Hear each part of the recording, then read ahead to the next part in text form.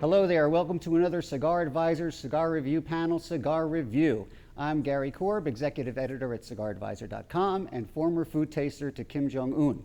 Today we're going to be reviewing the Romeo and Julieta Montague by A.J. Fernandez.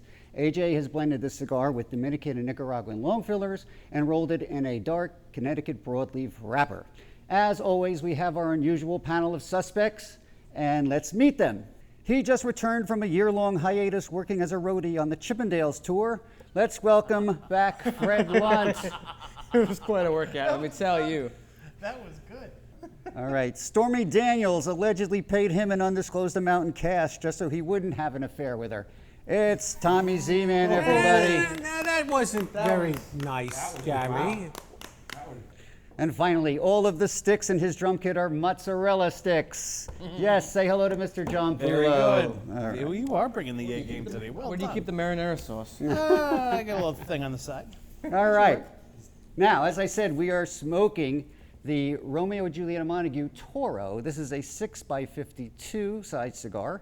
The filler is Dominican Nicaraguan. It has a Nicaraguan binder, and the wrapper is a dark Connecticut broadleaf. It comes in 3 traditional sizes, including cigarillos, and it's presented in boxes of 20 cigars, 10 packs, and 5 packs, and it goes for an average price per box of about $112, which is about $5.50 a cigar. Yeah. Yes. Yeah. Yeah, so it's a pretty good deal, as always. So there you go. So I'm starting to get some pepper on the start. It's kind of peppery, which I sort of expect from AJ. But I'm going to start with you, Fred, as always. And what are your impressions? Well, thank you very much, Gary Korb. So, starting this off with construction. So the wrapper on this is just beautiful. You can barely see the seams on this. They're very well hidden. It's kind of like an espresso black sort of look, and it's slightly toothy. But the construction on these, the burn, I have not had one issue with any of these, and I've had probably like 5 or 6 of these samples, and all of them have burned spectacular. The burn line is sharp, the ash is solid white, no flakiness to it at all. It starts off kind of heavy, actually, I'm not going to lie. It starts off a little bit full-bodied. More of a dark cocoa, a little spice to it, not very peppery though, just more of like a white pepper that kind of comes in and out, especially on the retro hails. And a lot of cherry, dark cocoa, earth, woods, and a little bit of saltiness. So, Tommy, what are you getting right I don't know. I think we should wrap it up. Yeah, that was all in the first puff. That was it? Wow. Right. So, I'm so right impressed. from the open. Yeah, well, I've smoked 3 of these so far. This is my 4th.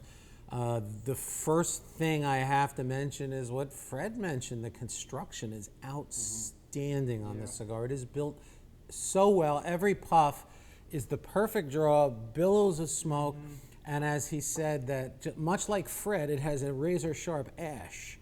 And this thing, this will go down far.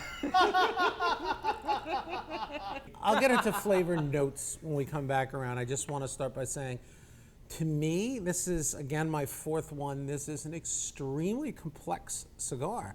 The complexity is interesting because some cigars are just, they'll have that same notes all the way through, whether it's wood or chocolate or whatever, or coffee. This one changes like the freaking weather this past spring. It's insane. It'll start with some this, and then that disappears, and then this comes in, then that disappears, and this comes in. Yeah. And that happens through the whole smoke, and I didn't write any notes. I remember them. There's some stuff happening. Very complex cigar, very full-bodied, incredible flavor. I'll get into flavors later. Okay. I'll agree with both of you and say this is an excellent specimen as far as construction is concerned. A little bit of oil to the broadleaf wrapper, which is nice. Super dark, dense, well-packed. Sounds like you. Pretty much. Swarthy too. And I am going to break open the flavor conversation because on the pre-light, so like if you take a draw before you've actually lit, you just get some of the taste. It's very mellow. A little bit of mineral, a little oiliness to it. Maybe a touch of dark chocolate. I think that's kind of going to be a predictor of things to come. But you light it is half espresso, half smack in the face. Yeah. Half espresso, half smack. Up front. Yeah. A big punch of spice. And we talked about this. Yeah, we did the other day when we were smoking the baseline. Again, as I said earlier, the first few puffs for me were really spicy, peppery. But it is an excellently made cigar, and it is well rolled, and the wrapper is beautiful. The draw is really terrific. I'm getting a great draw on this cigar. I think everybody else is too. The cold draw gave me some leather and lightly sweet tobacco. It's got a little leather in there. But the first few puffs I found to be sort of earthy, very earthy, like that Nicaraguan flavor. Kind of charred wood, more like burnt wood, and that peppery spice. So that's what I'm getting out of it right now. It's actually and the smoke. I'm getting a ton of smoke out of this thing. It's very, it's very big smoky. and thick with smoke. Now, when you say charred wood, like I'm thinking of, you had a couple of logs in your campfire, Yeah. right, or in your Yeah. fireplace, Yeah. and they've got kind of like they're almost turned to the white, Yeah. and that burning kind of. So Yeah, if that's you're like a looking for charcoal-y. a point of comparison, that's kind of what we're talking about when it Yeah. comes to that kind of flavor and how it hits the senses. So what else in there? Because you said I found a bunch of stuff. You said and Fred's talking complexity. What's interesting is that charred wood thing to me was like, if you guys have ever smelled charred wood like inside of a bourbon barrel when they char it, or a whiskey barrel, that's what that reminded me of, because there's a sweetness there. Now, we as a group make fun weekly of certain cigar reviewers who taste the most bizarre stuff you've ever said, and we make fun of them. Then I got two things that I never taste in a cigar. One thing I've never tasted. Well, one is toast. And I swear to God, I was like, well, that was one of the things as it went on, but I mean, not toasty, but like, when you have a piece of dark buttered toast, and I was like, man, that's weird. I don't usually get that. A heavy bread, so this goes into that. Heavy bread, I that'd be am like telling you. That would be an awesome band name. Dude, I am telling you. Bunch of fat guys in spandex. Heavy bread. What I got, all right, the flavor profile, you can all make fun of me now. Yeah. I've never tasted this in a cigar, and I don't know if I've ever heard anybody talk about it, but about a third to a halfway in, on the back of my palate, it tasted like bread pudding. And you talk about heavy bread. Really? Yeah. There was this, Okay. because you hear some people say bready when they say sometimes in that hoity-toity magazine that begins with C, they'll say bready a lot.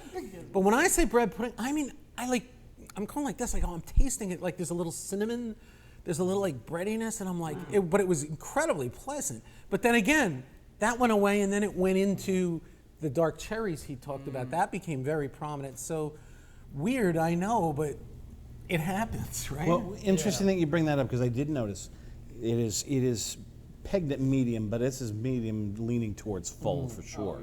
But it's hitting those spots in the back of your mouth. In the back of the palate. And it's making your mouth water, and it's almost giving like a lump in the throat, because this is fuller, on the fuller side, and it's kind of like making you like.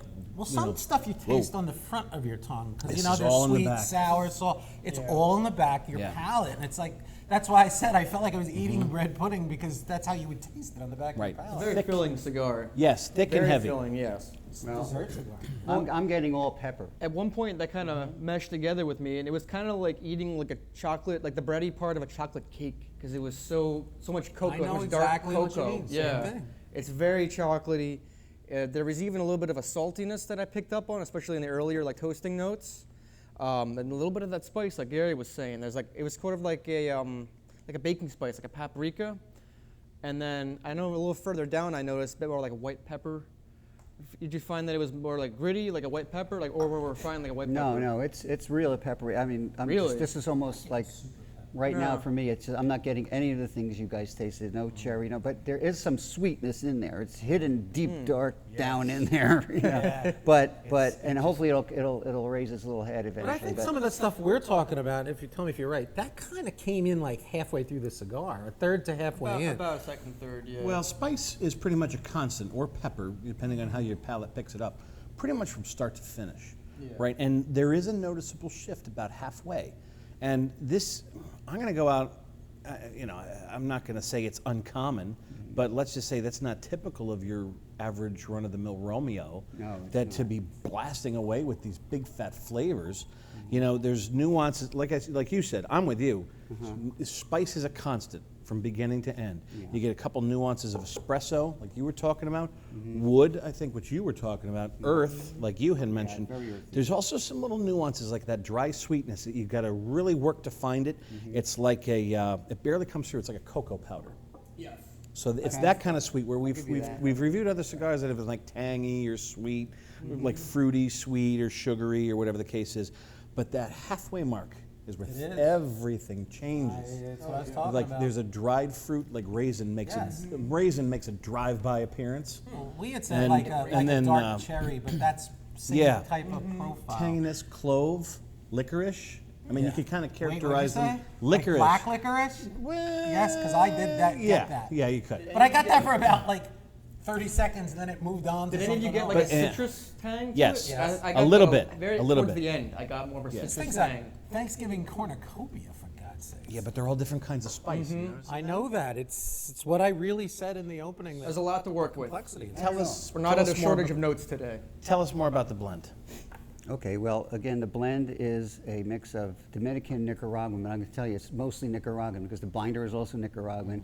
I don't know, he doesn't say specifically where the tobaccos came from. I guarantee you there's some Esteli Ligero in here, or high priming stuff. I was just thinking there's some higher priming because it was a Yeah. little hard to light at first. It was, okay. Yeah. And of course, the wrapper is the Connecticut broadleaf, which is usually naturally sweet. Mm-hmm. And I guess that's where some of that sweetness is coming from for me. But and it can Tommy, be a you very like dry broadleaf. sweetness too. I beg your pardon? It can be a very dry sweetness sometimes with the broadleaf. Yeah, but I don't know, I'm pairing it with water today instead of coffee because I wanted to see what the difference was. And so I'm getting pure smoke, there's Right. like nothing interfering with it. Yeah. And again, it's just very peppery, it just hasn't turned that corner yet.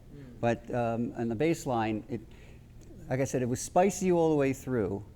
It wasn't like really harshly peppery. It was just spicy. But it didn't have the sweetness that I'm looking for in most of the cigars I like to smoke. Well, typically you don't hear Romeo and spice being discussed in the same conversation. This, I think, breaks that. Oh yeah, if you And like that's- spicy cigar, this is it. And I think that's all you're going to talk about. Whereas, the Romeo conversation, we're talking about sweet, it's barely there. Now, in 2014, when this first came out, it was a different kind of a mix. Yeah. And you guys did a smoke break review video here in the bar. And you talked about molasses sweetness. Yeah. You talked about cedar. You talked about leather. You had mentioned some of those specifically. You talked about how it was a good intro Maduro because it was just barely medium body. Yes. Now compare that with what you have going on now. Completely different. Well, that had a Brazilian Arapaca wrapper, which is a very different profile than this Connecticut broadleaf. It was like a mellower Yeah, it was. type of It was Maduro. sweeter. This is a Maduro that is a hell of a Maduro. I've had it with coffee. I did have it with some scotch. It's a hell of a cigar. I mean, you want complexity and lots of different flavors. This is not something that you rush through, have hanging out of your mouth while you're mowing the lawn, right. Oh, mowing no. the lawn or throwing hot stuff on the grill. No, this is when a you're done with those. sit yeah. down, enjoy with maybe your favorite libation or coffee, and you're gonna I would notice that definitely- stuff happening. I would definitely do port with this because I want that sweetness coming from somewhere. I would say bourbon. So I think that would be, or I guess a sweeter bourbon. I'm not a bourbon guy really, but yeah, I think a good port would do well with this. And again, we're smoking here in a sort of, the closed circumstances in a sense, So you would want to obviously, as Tommy said, sit back, relax with the cigar, take your time, don't rush through it, and I think you really enjoy it, especially if you like, the full flavored Nicaraguan cigars. This is because this is full flavored, no doubt about it, all the way. Right now, I'm picking up more on the citrus. That citrus tang is coming through, and like a black coffee note. Sort of how it's refined, and it's just a slight sort of. Maybe it's because of the citrus is working with it, but that slight sort of bitter note that coffee has, but still very very flavorful. And the cocoa complements it perfectly. There's still a sweetness that's underlying in there. Not a whole lot of spice that's coming through right now. It's mostly that tang on the aftertaste, and a little bit of like a cedar wood coming through. Man, that's interesting. Yeah. It's interesting that you're missing out on all that spice because that's, Oh, I'm not. I've got that going on. Yeah. Definitely. wow. I think that if you like a cigar that you can really taste, that, like I said, if you're going to sit back and you love to taste, smell the cigar, taste the cigar, this is a cigar that you're going to want to try. If you know, because I know, say like Liga number 9, people love that it's got those flavors that hit you hard and you can identify them. yeah. That this is kind of in that park, I think, that there's flavors here that you're really going to identify and say, wow, I'm getting that, I'm getting it. No one in the world may ever get bread pudding, but you know what? I've never gotten it either in a cigar, but then again, I've never tasted soggy waffles or fence post either. So who has done a retrohale? I have. Yeah? That's not for the faint of heart. Okay, yeah. It's a fun ride. It's a wild ride. It is a wild ride. And I just did. Yeah, Oh, yeah. you're gonna be feeling that up in there. So if you retrohale I this just cigar, did too, yeah. it You know, is, that's where even more spice is hidden. it's funny because I got what he was talking about before with the oak barrel. Okay. I definitely got pepper, note of that, as well as some of that cherry sweetness Yeah. and white pepper. Interesting. White pepper, So- but the Okay. oak was very strong. So there are more flavors to be found if you retrohale the cigar. Mm. It's interesting. Always. Always. You haven't tasted a cigar until you've retrohaled it. Okay, so let's go through our final thoughts on the Romeo and Julieta Montague by A.J. Fernandez. Fred? Wow, final thoughts. This is a very consistent, very well-rounded, full-bodied, medium plus to full-bodied cigar. Lots of deep, dark, complex flavors here. You're going to find a lot of wood. You're going to find a lot of cocoa, maybe some cherry sweetness in there, and definitely a fair amount of spice. So I'm going to say this is a, at the end of the day, relaxation type of cigar. You're not going to want to be too distracted while smoking this. You're going to want to have something like coffee or espresso or a rye whiskey, maybe a port wine with this. But take your time with it, and it will treat you right. I think this new Montague is not for the beginner, and it's not to be a snob or look down on beginner cigar smokers, because we love the beginner cigar smokers. But this is so complex that I think it might confuse a beginner. If you're trying to look for the stuff we're talking about, if you've smoked a lot of cigars, if you've smoked some better or more full-bodied cigars that are complex, you're going to really appreciate this. There's a lot going on. Take your time with it and enjoy it and have fun. That's what this is all about, right, John? Agreed. I would say this takes what you know about Romeo and breaks it. This is not your average lighthearted Dominican kind of cigar.